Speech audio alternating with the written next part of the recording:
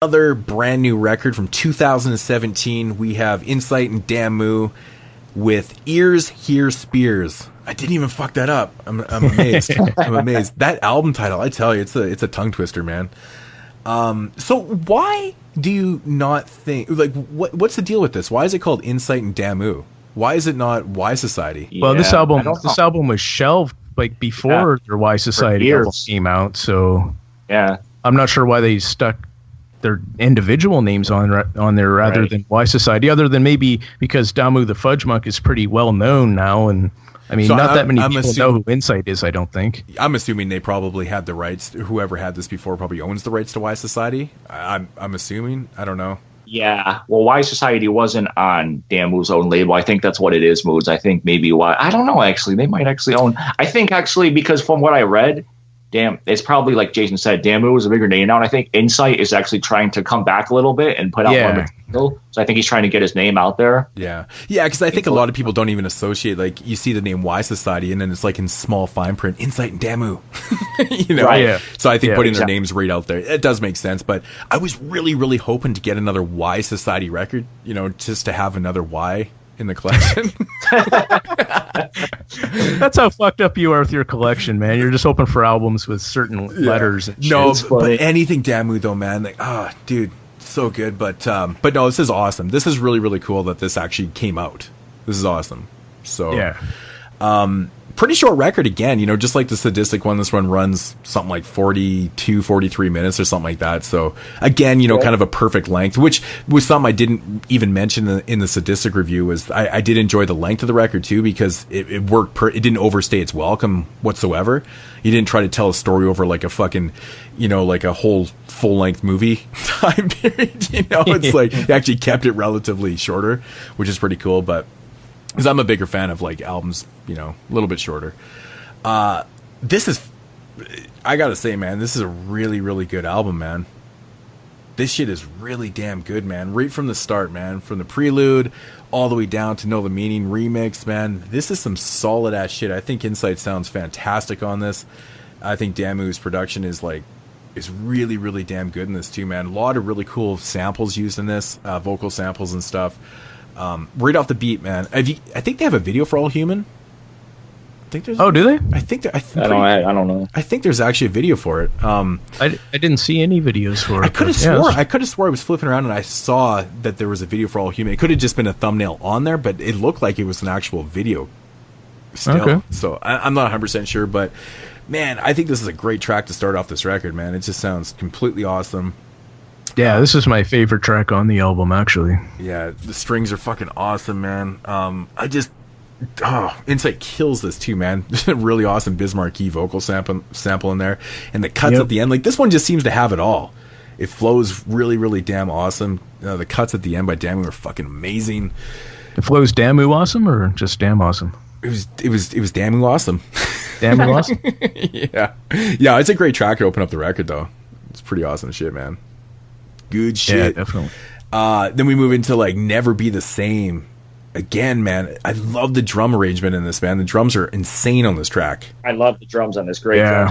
I really like the horns too. I like the horns. Yeah, dude, and the snare is like, I don't know where. Yeah, there's even like the drum solo in there, but it's just a snare. Yeah, dude. Yeah, it's cool, man. So, again, you know, Damu's arrangement, really, really cool stuff. Awesome sounding drums. There's no hook in this track, which is cool. I mean, I've always said a lot of times, like, you don't need to have hooks in tracks, and that's one thing that I always find that people kind of, they put into their music, and it kind of dumbs it down a little bit when you don't necessarily need it. Yeah, they force it unnecessarily. Yeah, like, I don't understand why you need hooks sometimes, like, or you can just either scratch in the chorus or just have nothing. You know, just have like basically a break or a fill in there. I think when people are like learning music, from what I actually kind of learned through like over time, when people learn music, they kind of have that like forced into them that they have to have a hook. Mm-hmm. Yeah, but you don't always have to have a hook. You know, you don't. But people think that way, that like song won't be complete or it won't be, you know, good without one. So especially like in hip hop though, it's not needed at all in some cases. Yeah, like, totally. Yeah, and this is a prime example of, you know, not really needing one, man.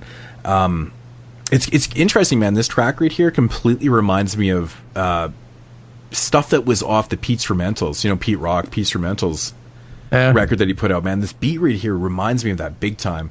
Something to do with the strings and like just the arrangement, but just overall just feels like a Pete Rock beat. It's really, really strange. It's good shit though, man. Yep. Next track, Gunnin'. This it's like a pretty short kind of, it almost feels like a filler track on the record. Yeah, this was the only one that I could have done without. I was like, all right, this is okay. Not bad, but it was just okay. Definitely not as dope as the rest of the album for me personally. It feels and then it's only like 2 minutes and 20 seconds, and the last 20 seconds is like a new track comes in at the end of it. Yeah. It's so weird. That is true, man. For as busy as this track is, man, it's mixed really well. I thought the horns and the bass line were mixed perfectly in this track. But the interesting thing about this one is that Insight to me sounds like Edon on this track, man. The way they mixed his voice or something, and the way he's flowing and pronouncing things, it sounds like Edon. It's crazy. It's the Boston sound. It could be, man. Boston. Insight sounds a lot different on this track than he does from the rest of ones. Well, so, it's a more up tempo track, so maybe when he's pushing it like that, he sounds a little different. Well, they put a little bit on the voice too. They did something with the voice a little bit, but it just comes off as sounding so different, which is cool. I mean, it fits into the record a little bit too because it is a little bit different and stuff. But it does essentially feel like a filler track. But maybe he just had a cold that day when he recorded it or something. He could have. He totally could have, man. Then we get into Know the Meaning. Fucking awesome sample in there. I love that beat. It's so good, man. Again, scratch hook, man. Scratch hooks. Yeah. And damn it, again, you just the guru and the scratch there. Yeah. It's so dope, man. And just another really solid, laid out foundation hip hop track. I think there's, again, just flows so damn well. Just everything about it. Once again, perfect example of like not having a traditional hook. Not enough scratching. Or like scratch hooks or scratching at all in hip hop tracks anymore. This record is like a perfect example of that. Mm-hmm. Yeah. Yep. And then we move on to this song. When are we gonna get it together? This track right here feels so old. Like I'm talking like it feels to me like it's 92, 93 ish old school. The arrangement and the way this thing is mixed sounds like an old fucking early 90s track. I don't know if that was intended. Or if it just came off like that, but it's really good, man. It's just one of those kind of happy feel songs. It's literally what it is, like let's get it together kind of thing. But it's the title says it all, basically. It really is. Yeah. I mean, a lot of the track titles on this record are pretty self-explanatory to the songs. There's not really a lot of we don't really need to go digging in our minds to figure out what the songs are about. Not like the last Sadistic record where not like that at all. Yeah, you kind of have to listen to it a few times. But this one, it's just really old school sounding and interesting. I thought it was pretty cool. I think I was gonna say I think the soul sample really kind of does that. That's like a big reason why you get that feeling. At least for me, that's why I felt that too. I agree with that, man. I think it was because that sample is definitely one that was used in the 90s.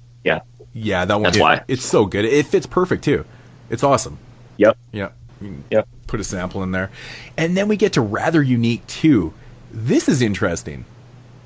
Doing a part 2 to a track or a sequel track or however you want to call it. It's not a remake or a remix. It's like a part 2.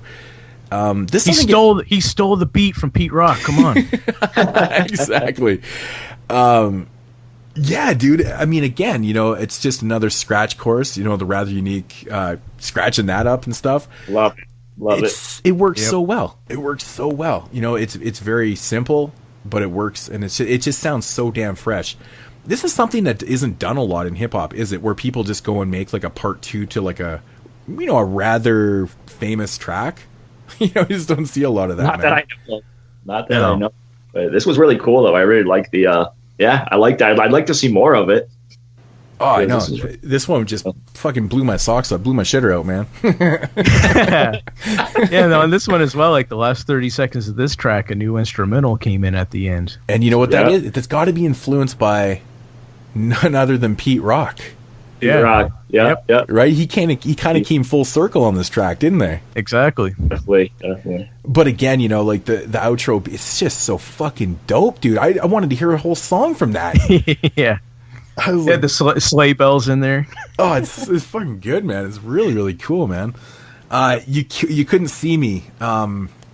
I really like this sample that they use at the beginning of this, and that like how it's mixed and shit. I think that's really, really cool. I don't know what it was from.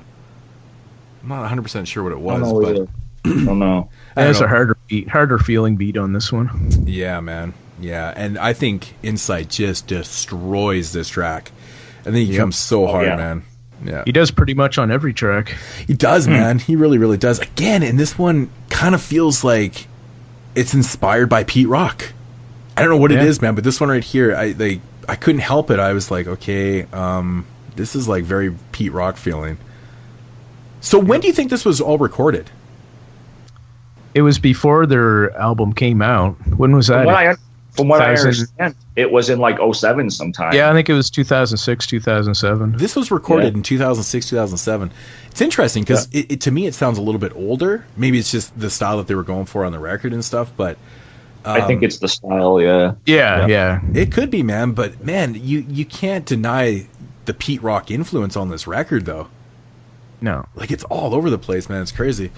All Right If You Bite, again, Scratch Hook, amazing. Scratch Hook. You know, I mean, crazy cuts on this one. I loved it. More dope cuts from Damu, it was great. Should have actually wrote down all the vocal samples or all the samples that they scratched up in this, man, because there's lots of really good ones. Tons of good ones, man. But again, you know, it's just getting back to that basics and really kind of bringing out the whole track.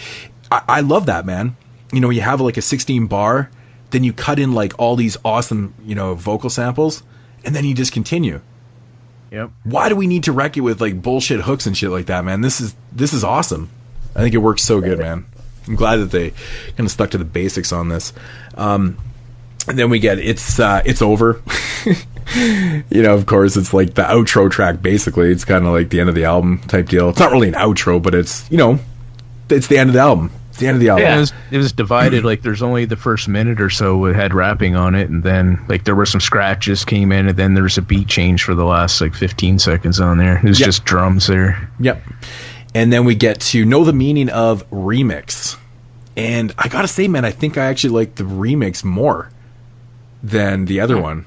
So I like the original version better myself, but yeah, I listened to these back to back about 3 or 4 times, and I was like, I kept kind of trending towards the remix. I don't know why. I mean, it's not like I didn't like the other one. Of course I did, but I don't know. I was just kind of falling towards this one a little bit more. But overall, man, this is a really, really well put together album. A lot of songs were not ruined by shitty hooks and stuff. I love the fact that they brought it back to the basics with a lot of scratching and old school sounds and really, really great samples and shit like that. And there's just not a lot of things going on in this record that are not good. It's a really, really, and the length of the album too is awesome. I love the length of the record. It flows by. Listen, I must listen to this album like 10 fucking times, man. It's ridiculous how many times I listen to it. Oh yeah. Yeah, it's like it just, you know, I found the Sadistic one as well. Like, both of these albums, they just flow right by. It's like, no, it's not a chore to listen to it at all. Yeah. Yeah, really. Yeah, really I would definitely disagree with you on Sadistic, but this one, sure.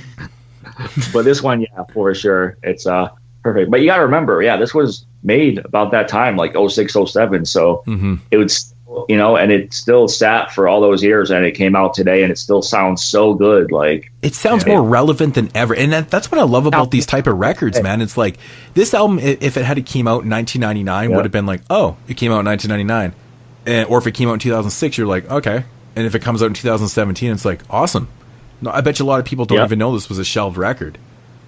Right. I mean, this is the type of production that is pretty much timeless. Maybe it's going to go in Ninth Wonder's vault there.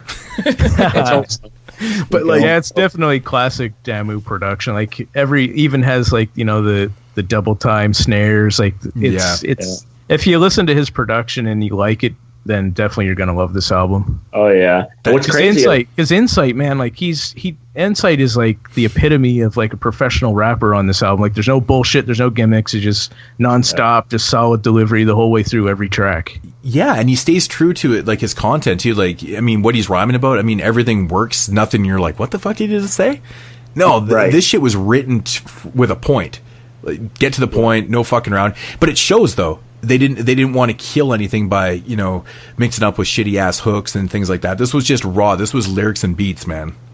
at its finest. And I think it came together perfectly. I'm glad they didn't make it like a 16 fucking track album, have it over 65 minutes or some bullshit and then, kind of dumb it down a little bit. I think this one just works on all levels. There's not really a lot wrong with this. Like Jay said, man, if you're a fan of Damu, it's production. If you like Insight, which I'm a big fan of Insight, I have a couple solo records by him. It's good. It's just really, really damn quality, good hip hop, man. And apparently they have a new album in the works as well. So And the amount of like stuff that Damu's doing even these days, like he's producing so many instrumentals and doing so many different projects. I can't wait to hear what they're going to do with this new album. It would be interesting to play this and the new one back to back and just see how similar or how not similar they are. Yeah. One last thing, it's really. This album's mixed really well too. For all the shit that's going on and stuff, man, and being a little bit older, sometimes these shelved albums can kind of show their flaws and things.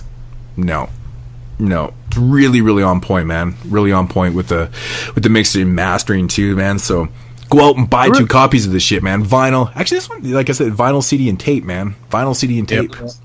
What's crazy about that mixing is I think Damu was only about 19 when he did it. He did all the production and then did the mixing. Yeah. You know how insane that is? It is, man. It really is, man, because mixing is a hard thing to do. I know firsthand, and it takes a lot of work. It's very, very tedious and shit, but to come out, it takes time to get it perfected, right? Oh, dude, sometimes even years. They did all this. They did all this work, and then these morons shelved the album. They didn't want to hear it. So, like, does anybody know the story behind this? Like, why did the shit get shelved? Shitty company or like? Yeah, they just didn't like the material. Basically, their official statement was this isn't what we were expecting from you. What were they expecting, man? More sing shit hooks and stuff. The album they put out. I don't understand. Yeah, it's not a world of difference between the two, really. But no, it really isn't, man. I mean, as much as I love the Y Society record, man, I might be a little bit more partial to this one. Yeah, I think I am for sure. Yeah, let's see. Trace Records isn't a record label anymore, so it shows how much they how much they knew about it. You know what happened? This shit put them out of business. You fuckers didn't put that shit out, man. Good shit, man. Yeah, it's definitely one of my favorite albums of the year for sure. This is a standout highlight for me too, man. I just right from the first track, dude, I was like, holy fuck, this is awesome. The first track was oh man, I love that track. I listened to that a bunch of times. Yeah.